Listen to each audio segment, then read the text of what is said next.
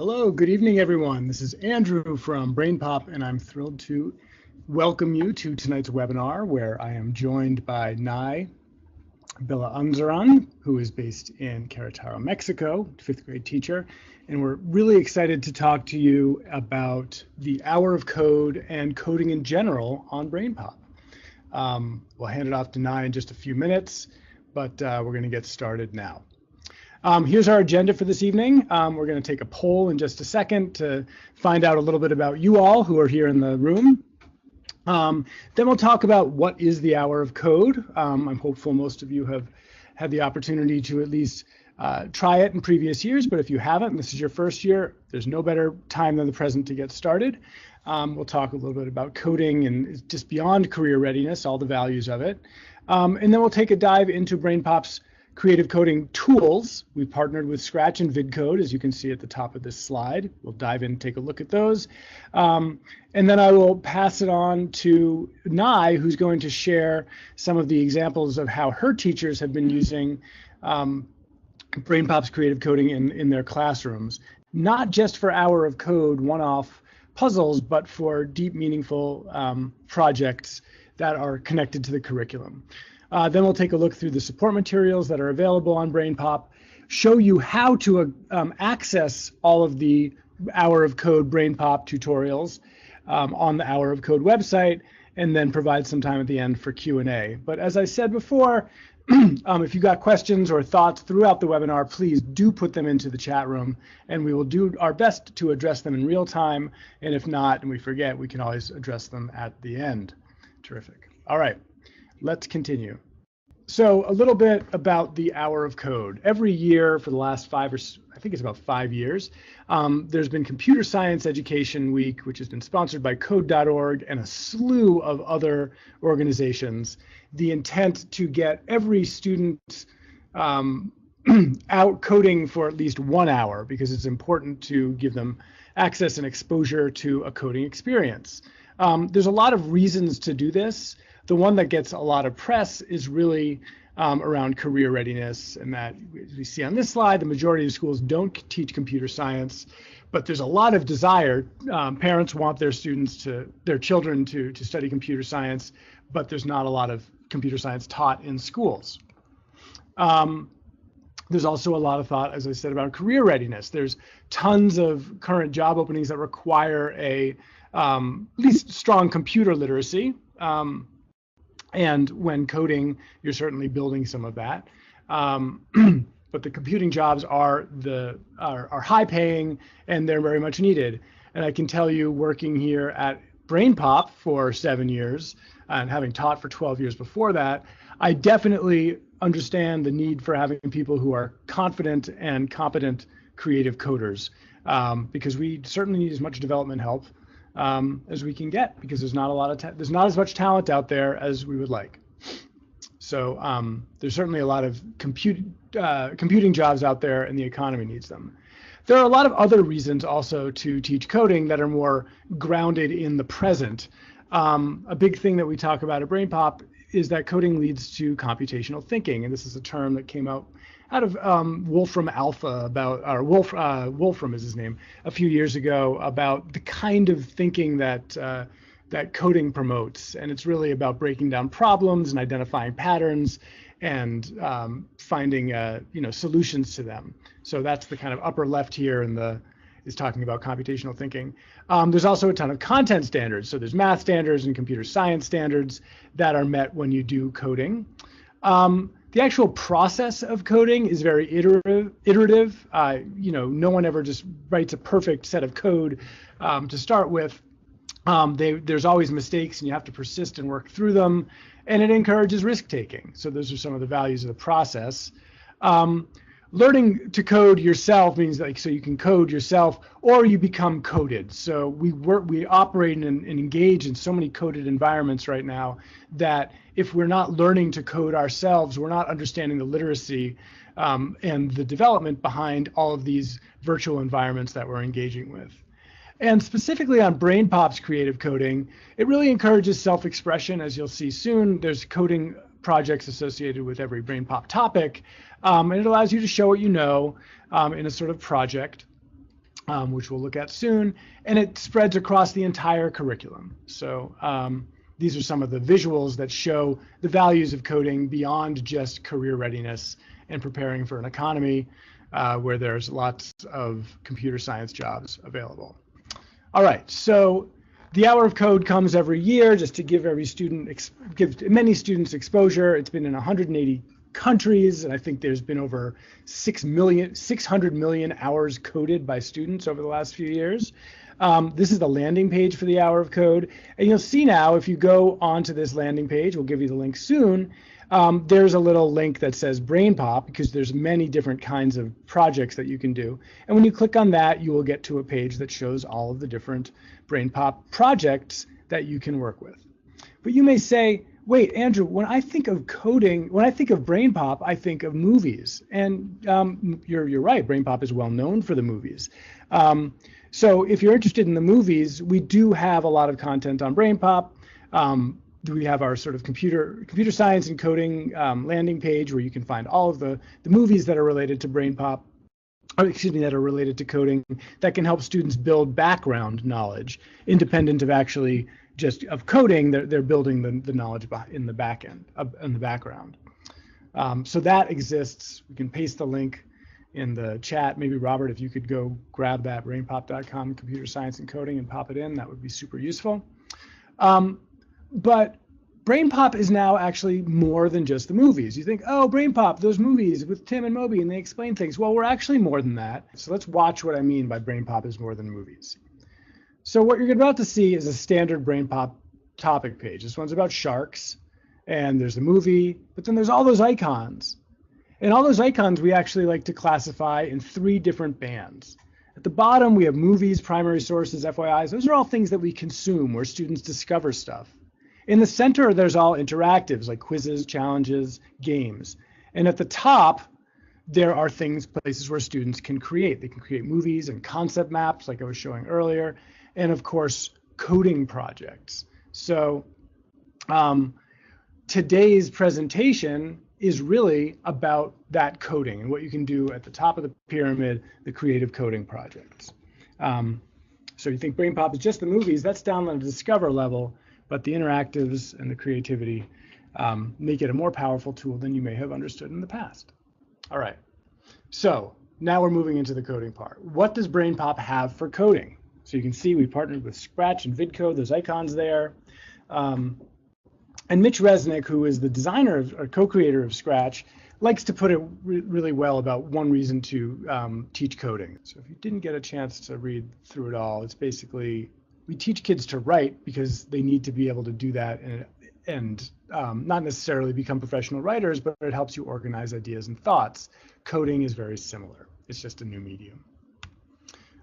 So what does BrainPOP provide with their creative coding platform? Well, as we mentioned earlier on that slide, we can address computer science standards, but because it's based on a BrainPOP topic page like sharks, and I could be making a coding project about sharks, it will seamlessly integrate into my existing curriculum. No matter what I'm teaching, I can do a coding project about it.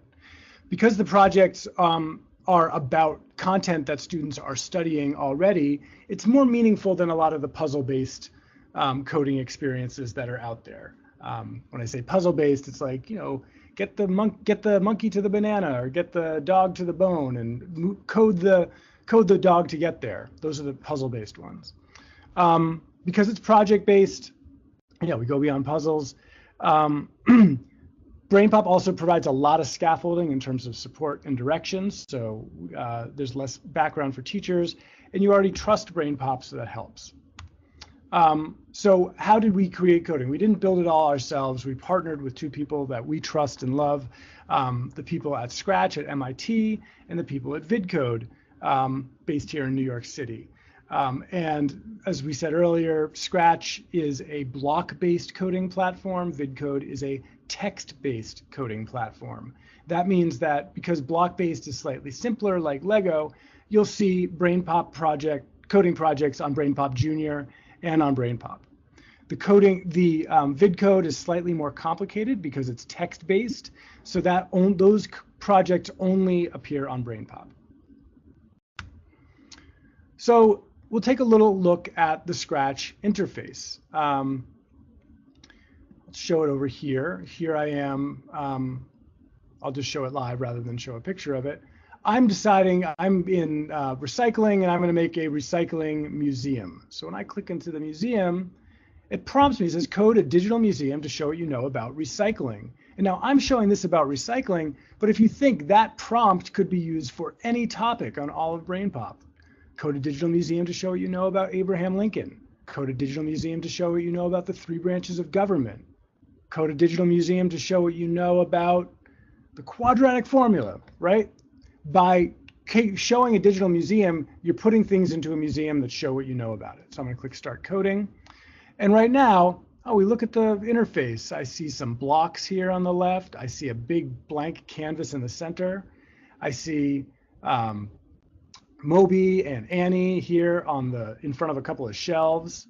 I see backdrops. There's some sprites down here. Oh, what are sprites? Sprites are actually elements in your coding project. They're not lemon lime soda in this case. And right here, there's a prompt. Moby's saying, hey, create a digital museum. In this project, you'll add sprites, code sprites to talk, and make sprites interactive. So I'm going to click Show Me.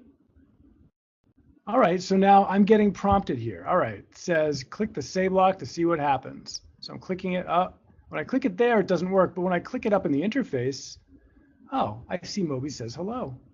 Let's see what it says to do next. Drag it to start coding. All right, I'm going to drag it to start coding. What am I going to do next? Type the words you want to appear in the bubble. So instead of him saying hello, he'll say, I'm made of recycled aluminum.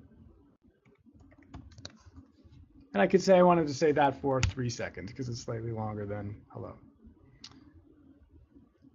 Add a when this sprite click block to make it interactive. All right, I'm going to click this over. Click the Moby sprite to see the code in action. Oh, look, he said what I told him to say. Oh, wow. So I've now coded something. I said when the sprite clicked, say blank for 3 seconds, and that's what he did. I can keep going on with adding more blocks. I love that I can add the Moby beep, because of course he would beep. He wouldn't actually say I'm made of recycled aluminum. Let's see.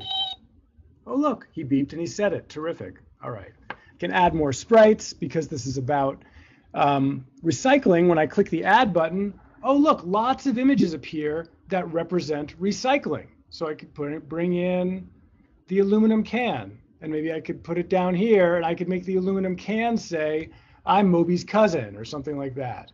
So right now I've got that clicked.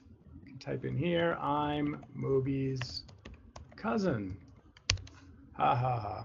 Then I can click next. I can keep, there it says, it keeps adding. If I want to get rid of my little tutorial, I can do so.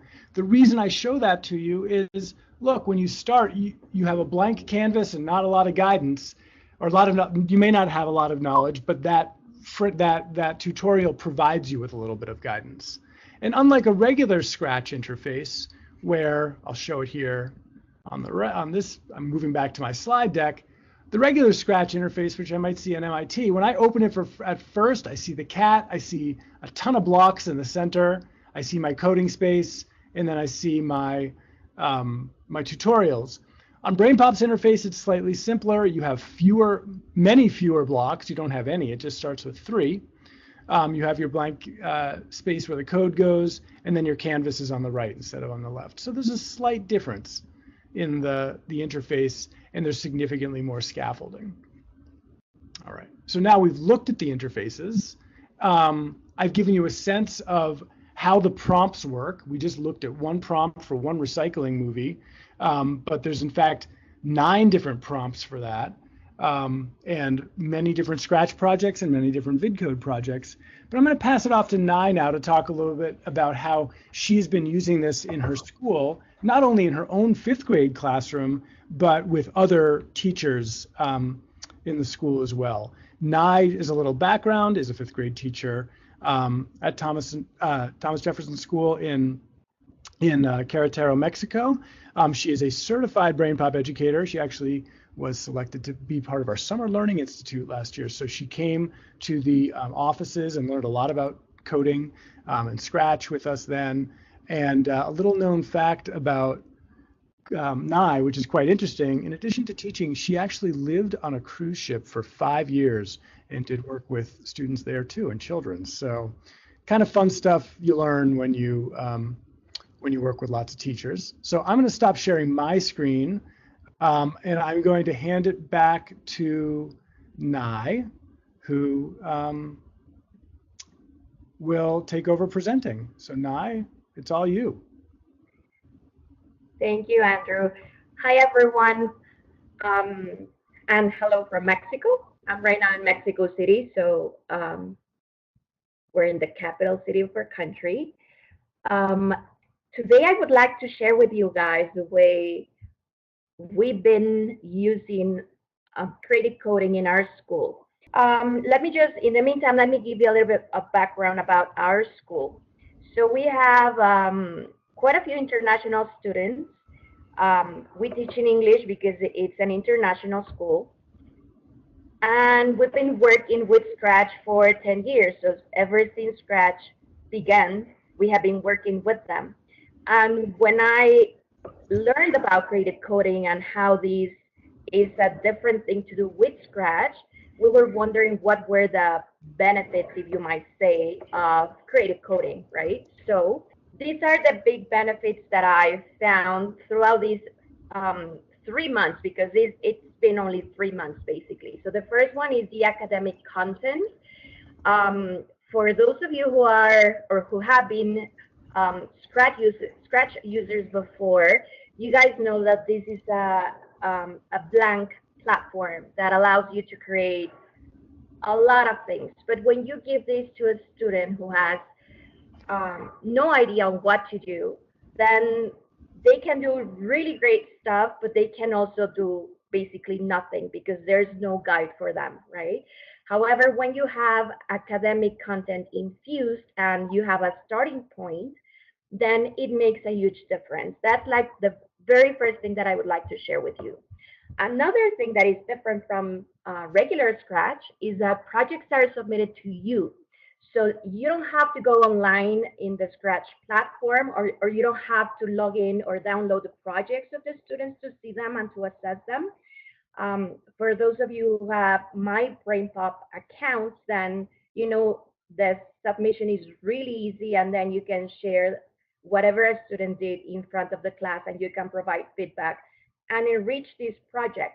Um, it's also very easy to save everything online and then continue the next class, or they can work at home. You have no idea how excited kids get to know that they have a BrainPop account and they can continue coding and doing these projects on their own. It's really amazing once they learn how to do it. And the last but not the least important one is that you really have tons of topics to choose from. I've been trying creative coding in elementary school, so that basically from 6 to 11-year-olds, and we can connect every single topic with the BrainPop content. So every single thing that is in your curriculum can be connected to creative coding, and students can use it as an activity. They can use it to show their learning. So it's really amazing all the possibilities that you have with this. Now, I would like to share with you guys some of the quotes my teachers have shared with me. This is a technology teacher who has some previous experience working with Open Scratch, and this is what he says. His name is Roberto, and he's a second and fourth grade technology teacher. And I asked him, so Robert, what do you think about creative coding? And his words were, it's amazing how a kid can show you the way he sees the world by using sprites and algorithms to design a program. Why? Because kids really give you different points of view on what they're learning. And he also said something very interesting.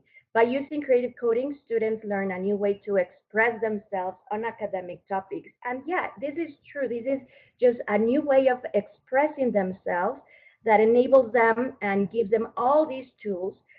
Think about that student that is very shy to participate, and think about the student that never raises his or her hand to say something or to share his work or his project.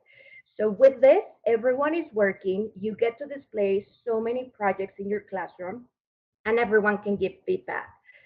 Now, I also have Yadira. She is amazing in working with Scratch. She's been a technology teacher in the school for, I think, 10 years or even more. And I asked her too, so what is the benefit that you see of using creative coding? And she said, it makes a huge difference to work on a Scratch project around an academic topic they're learning with their homeroom teacher rather than having a random one. It makes much more sense to them. And this is true. Our school is project-based learning, so we try to connect all the subjects and work around a single project and these topics. However, with technology was not always the case, because if they were working, for example, on coding, they would do something completely different. And now the kids come to the classroom, they come to the technology room, and they're bringing all these knowledge and all these skills, and putting them together to show what they're learning. And it's incredible the amazing things they're doing. Um, Now you might say, well, these are technology teachers, right? What about regular teachers who don't know anything about coding? This is a picture of my team. We're all fifth grade teachers here, so we basically teach English and science and history. We don't teach technology. And a couple of weeks ago, or 3 weeks ago, one of my suggested activities was to do something in creative coding as an activity instead of doing something in the notebook. So instead of going to do a worksheet or doing a Pictionary or something like that, let's just go into BrainPOP and ask students to work on a creative coding project. And these were some of their words. So it says right there, I'm an English teacher and I don't know how to code, but I still do creative coding projects with my students. And this is really amazing. You don't have to know coding in order to use these tools. Um, One of them also mentioned, you don't have to teach your students how to code. They already know it. You just have to focus on the content. And this is something that sometimes uh, scares us as teachers. We don't have to focus on the technical part of the tool. Most students, you'll be surprised of how much coding they know. And if they have never done coding before, how easy they pick up. I have a brand new student this year. She's never used Scratch. So for the first project, I told her, you know what, sweetie, if you don't feel confident about it, you can choose something else instead. Instead of doing the creative coding project, you can do something else. And she decided to give it a try, and she was really happy with her work at the end, and she was able to do it. The cards Andy was showing to you guys are very similar to the cards we can print from the MIT site and you give to students when you're working on Open Scratch. So they take you literally step by step on how to do something. And finally, I have one last quote right here that someone mentioned in my team. They said, creative coding allows us to share projects with the class and provide feedback. And this is very, very value for us as teachers, I guess. This is like when you show a student's project, they are so proud of what they accomplished, and the feedback is it's just something so nice to share at the end of a lesson. Um, I think I have to hand this back to Andrew, but if you guys have any questions. And what I'm going to do now is I'm going to share my screen, and I'm going to show you where you can find some. I'll show a few things. I'm going to show where some examples, and then I'm also going to show how you can access BrainPOP coding experiences through the Hour of Code website. So here I am as a student or a teacher logged into BrainPOP. I'm actually on the computer science and coding page. But I'm going to go to a random topic because I actually want to show what it would look like differently. So let's say I'm in social studies and we're looking at ancient cultures, and let's look at Athens. Now you'll see there's a button here that says creative coding. Oh, I'm sorry. Wait. Oh, yeah, exactly. I wanted to show creative coding. And this would be how I would enter and make a museum about Athens, or write a story about Athens, or do a sorting game about Athens. If I was going to use VidCode, which is the text-based one, I could make a newscast, a comic, a flag. But this is also where it says projects, see some examples. So I'm going to click see some examples. And because I'm logged in as a teacher, it's going to give me this page. If I was logged in as a student, it wouldn't. So actually, there's no project that's associated with with Greece. But like, let's say I click here into body systems. This is an example of a project a student did using Scratch on body systems, and it's a video of the actual thing. So we don't see the code itself, but you can see it's a sorting game. It's a respiratory system. So try again. Oh, there's the digestive system. So it's a little it's a game where it's quizzing you. Which one is the heart? And the student clicks on one or the other, and they get right or correct. So this is all coded on the back end, right? We're just seeing an example of the final product without the code, but I wanted to show it like that. But there you can see, look, we're coding about body systems. Let's see what coding about multiplication looks like. This is a real fifth grader's work.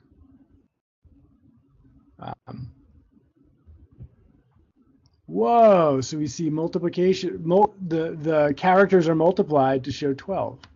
Awesome. And it's showing us 3 groups of 4. Wanted to do one about Frida. Let's see what happens here. Here's a Frida example.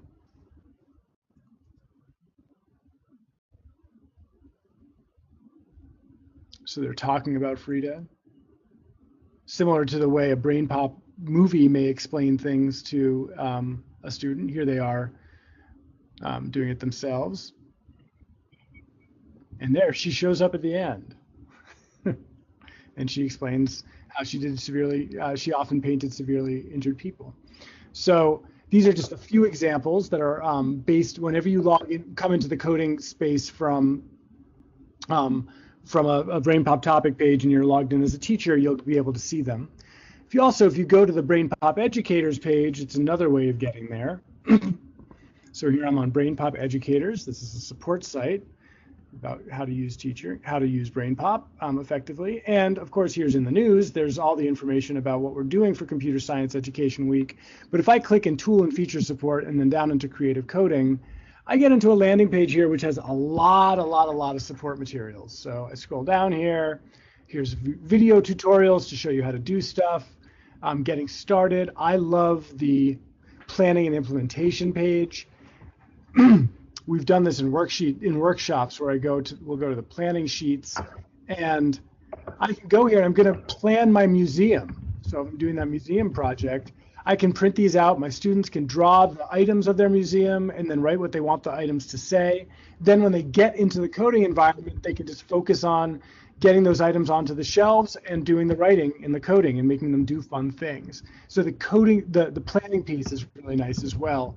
And again, on the BrainPOP Educators page under Tools and Features Support, you'll find coding, and that's where you can find things like these planning sheets. All right, now many of you may not have BrainPOP, so how would you get to a BrainPOP coding experience if you don't have it during Hour of Code? Well, if I go to the Hour of Code website, it prompts me to join. We can say, okay, 45 languages, ages 4 to 104, 653 million people have served it. And when I click on try it, it brings me into the actual activities. And they're sorted by grade level, beginner and comfortable. And right now they're sorted by recommended. If I go to created by all and I scroll down, I can see BrainPOP. And oh, look, it's not going to have all, literally over 1,000 BrainPOP and BrainPOP Junior topics. It's going to have a subsection of them. But a lot of what's great about them is that they're pretty agnostic. So a biography Scratch project is terrific because this way it's a biography. You can make a biography about anything. Here's one about DNA on Scratch. Here's a VidCode one on biography. bunch of different ones to choose from. So for the sake of showing you a different interface, I will do the biography on VidCode. I click in here and it tells me a little bit. There's some teacher notes. Here's the link for it. It's a beginner experience. Works on a lot of things. It's on BrainPOP. I click start and it brings you into a version of BrainPOP that's a little different from what we were looking at before. There's no ability to navigate anywhere else. But here I am in my coding environment where I'm going to code in JavaScript. And over on the left, it tells me what to do. There's directions, and then there's icons over here. So explore the backgrounds, graphics, play with the effects block. All right. Click next to begin coding. Add a sprite to my comic. All right. I'm going to click and drag. Oh, look, when I clicked in the picture of theory in the brain, or in the background of the thought bubble, it actually put the text into my JavaScript editor. And it's already editable. So it says graphic theory. If I change it to graphic and I put it to topic, you're going to see it's going to reference the topic instead. All right, now it's telling me to do the X and Y axis. So I could go through, again, this is a higher level one for older students that may be comfortable with moving from block-based coding into text-based coding. But we got there through the Hour of Code website. Again, just going to Hour of Code, searching for BrainPOP in that dropdown, and then picking a project from there. All right. I want to make sure I'm not missing anything else. So Nye shared all the great feedback from her teachers. We looked at the BrainPOP support educator support materials. Nye, have you had a chance to get that project up so you could talk a little bit about it? Or yeah, I have two of them. I was able to access two of them. Okay, so this one right here, this is one of my students. He's a fifth grade student. We were not doing this in technology classroom or CS. I just, after a lesson on asteroids and meteors, I asked them to show me what they learned, and they were allowed to use any of the 3 Scratch projects available through Creative Coding. So what he did is he wanted to do a quiz for his classmates, and then they were wanting to do it over and over again.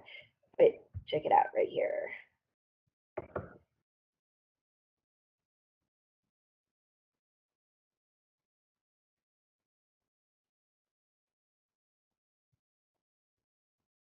So I don't know if you guys can really see it, but it says click on the right one.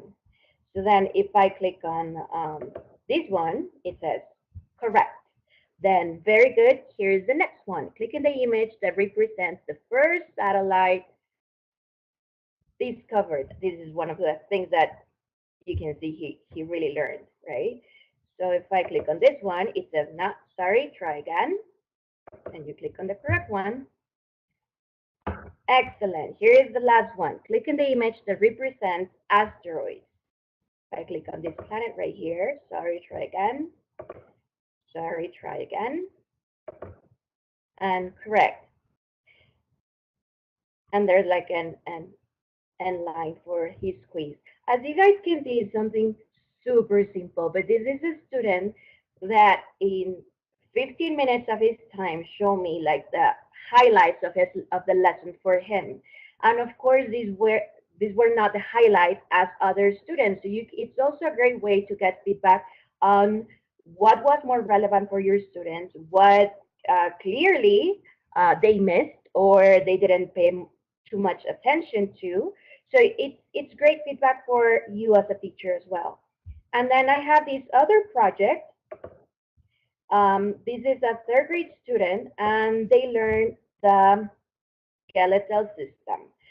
So this was actually done with the help of the technology teacher. Her name is Vicky, and she's now really focused on like the learning part of the lesson. So the instructions were just show me certain number of bones and what are their functions. And this one is with keys, not with clicks. So that's the ribs, a little bit of a description, and what is it good for. then the humerus, the skull,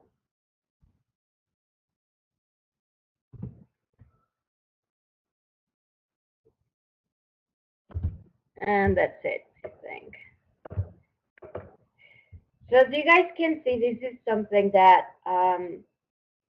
can be done to replace an activity that you will normally do in the classroom.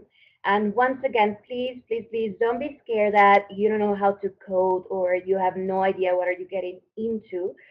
You're going to be surprised of how easy it will be for your kids. And the really cool thing about this tool is that I was talking to one of our fifth grade teachers yesterday. And I asked her, so what do you think about the tool? And she said, well, it's challenging because now I want to learn how to code so I can go a little bit deeper with my students. But there's no really need for you to master the coding skills. They're really self-explanatory. You can use them basically for any topic that you're teaching. So if you're a math teacher or a science teacher, history teacher, for all those ESL teachers, there are lots of activities too that you can relate to because there are like thousands of topics available for you to use creative coding with. I don't know if there's any questions or anything you would like me to discuss or talk about. I'll stop sharing my screen now and go back to Andrew. Great. And I just want to highlight, Nye, I love how you said it replaces other projects, because that's, you know, almost 100% of the time you hear, well, why don't you have your students code? Well, it takes a lot of time.